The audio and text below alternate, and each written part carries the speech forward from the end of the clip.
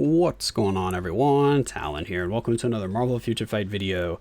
Alright, so in this one here, we're going to be taking Star-Lord in against Galactus. I've got him, of course, at tier 3 here, as you can see, and then I got his uniform. So probably a lot of people are going to have Star-Lord at tier 3 if they wanted to get Beta Ray Bill. If not, they might have skipped him, because you do need to get Star-Lord to tier 3. You don't really have a choice if you want Beta Ray Bill. So I wanted to see how good he actually was. So let's go ahead and take a look at my build here before we hop into the gameplay.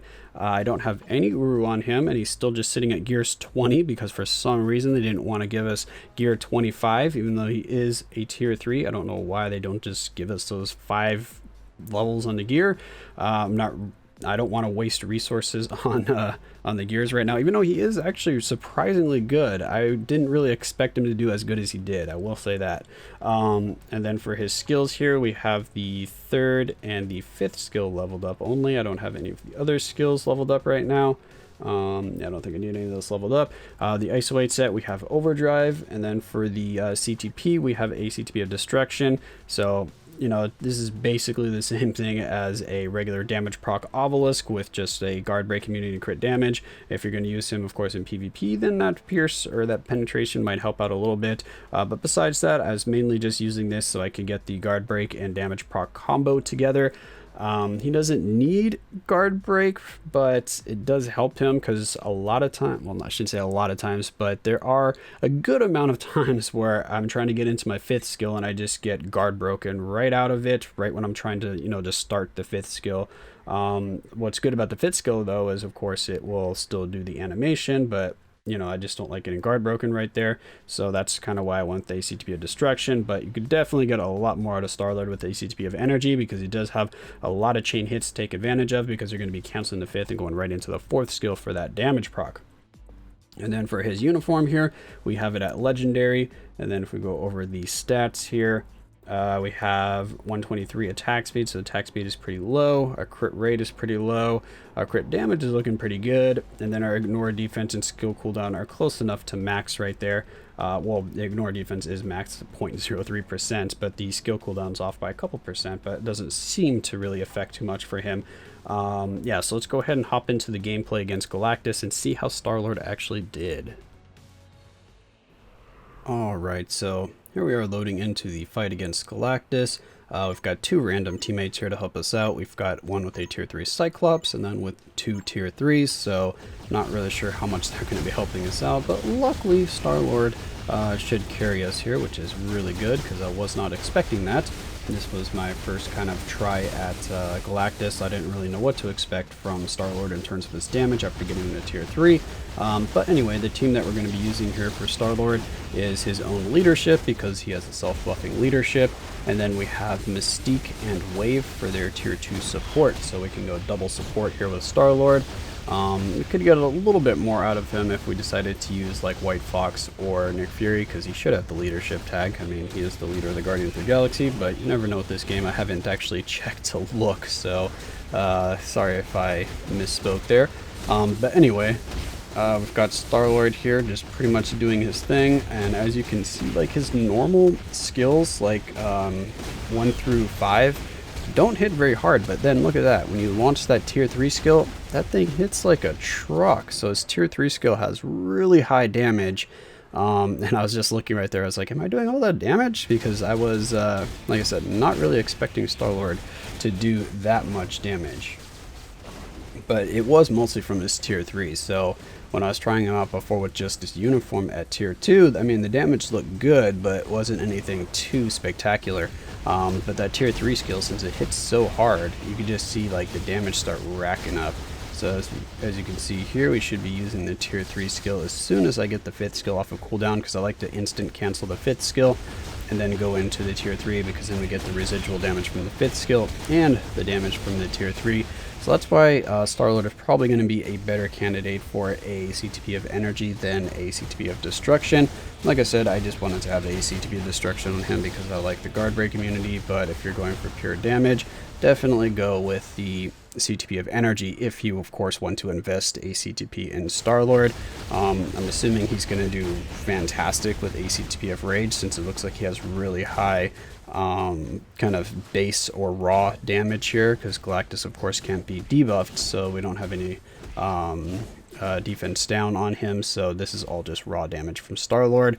So that means that, yeah, with the CTP of rage, that's just going to be amplified. So that's one thing that you do want to look for on characters, is really high raw damage, or really high damage that doesn't seem to depend on a character playing all defense down or using all defense down or something like that, because if you have that and then you apply a CTP of rage, that character just hits super hard. And then also, of course, if you get a striker that does all defense down, it adds up even more. So that's just one of the few things you want to look for here.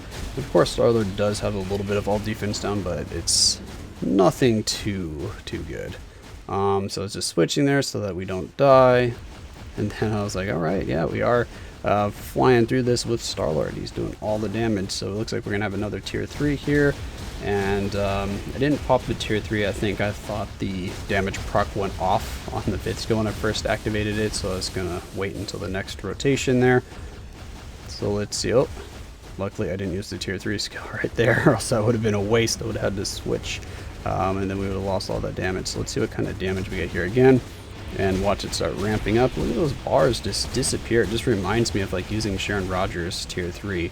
It's just really satisfying to see all those bars melt. So, I mean, Star-Lord wouldn't have been like my first choice of like a tier 3. Like if he wasn't in the epic quest, I probably wouldn't have tier 3'd him. If he was just like a normal released tier 3, I would have been like, I'm probably going to skip Star-Lord. He's not one of my favorite characters, kind of thing. And he's another blast character, so I don't think I'd get him at tier 3. But since I got him to tier 3 through the epic quest, because I wanted Beta Ray Bill, so I was going to get him to tier 3 no matter what, to get him. And plus, I'm kind of a completionist, so I want to unlock all the characters, so that's also another reason why I wanted Beta Ray Bill. But yeah, I'm happy with the results from Star-Lord here. This tier 3 is actually really nice, so anyone that decides to do the epic quest and gets their Star-Lord at tier 3, he's actually going to be a really strong character. So if you get, well, of course you want to get this uniform here to get the most out of him, but of course a lot of the damage is from the tier 3, so you could probably even get by without using this uniform on him, and just every time you get your tier 3, just do some massive damage kind of thing, which would be kind of interesting to see how well that would work in like World Boss Ultimate. I mean, it worked just fine in like Shadowland, but I'm curious to see what that would do in World Boss Ultimate, because you'd be doing like no damage with your other skills and then just get to your tier 3, which you know, is a viable option, because there are definitely characters like that where they have just one skill that does like 99% of their damage, so you don't see like the bar moving at all when you're using your other skills. Alright, he's doing these purple circles on the ground. I don't see this attack very often by Galactus, so it's kind of rare for him to actually do that attack, so that's a little surprising. Not really sure why, if I just get through that phase quicker, or if that's just like one of his least coded moves or something like that, because I don't know, I just don't see that one very often where he does like the random purple circle attack from the ground, not the one that targets you. Yeah, so we gotta switch here so that we don't die. But as you can see, Star-Lord is basically soloing this, and we are clearing it with some time left. So he's going to clear this easily in the 10 minutes, and he's going to do pretty much all of the damage. I am using double support, you know, with his own leadership, so it's like basically triple support is kind of how I like to say that, like triple buff or something. So I am using that. I have a 200% proc on, which of course helps, but again, it's just ACTP of destruction, so you can emulate this build very, very easily with just a standard obelisk. So if you have a standard obelisk with a 200% damage proc, you should see very similar results to what I have here. And then of course, if you want to go all out and give them a CTP of energy, then you're going to see even more return from your Star-Lord. But anyway, I'm curious to know if you guys are happy with how Star-Lord turned out, or after getting Star-Lord to tier 3, because I know a lot of people were not happy about getting him in the first place through the epic quest because they wanted Beta Ray Bill and they didn't feel like they wanted Star-Lord. But after all that was said and done, I'm curious to know how many people actually were surprised with Star-Lord and happy with how he turned out. So as you can see there, we did 68 million. I don't really need to go any further. Star-Lord can definitely do Galactus with this build here. So yeah, he's going to be a good candidate for Galactus if you want another clear. So you can just pop on a strong damage proc on your Star-Lord here and then go to town. You have another clear for Galactus. So that's going to be it for this video here. Hopefully you guys enjoyed, and of course I will catch you in the next one.